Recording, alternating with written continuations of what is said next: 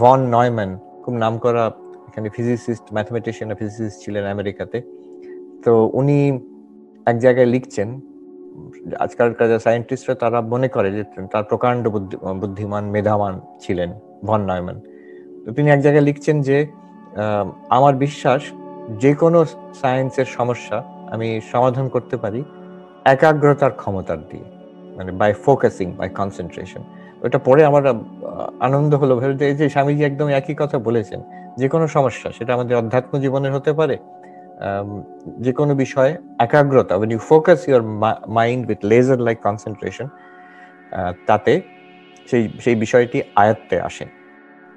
তো যে যদি আমি একাগ্রতা চাই, তাহলে আমাকে দেখতে হবে যে কাজটা আমি করছি সেটা আমার কতটা আমার ক্ষমতার ভেতরে না ক্ষমতার বাইরে।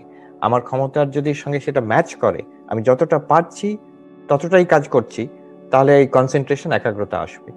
যদি আমার ক্ষমতা অনেক বেশি আর কাজটা খুব সোজা, তখন একাগ্রতা আসবে না। যারা গাড়ি চালায়, প্রাথমিকভাবে যখন চালাচ্ছে তখন তাদের টেনশন হয়, এটা দেখতে হবে, সেটা দেখতে হবে, অ্যাংজাইটি হয়, তাদের ক্ষমতা কম কিন্তু চ্যালেঞ্জটা বেশি।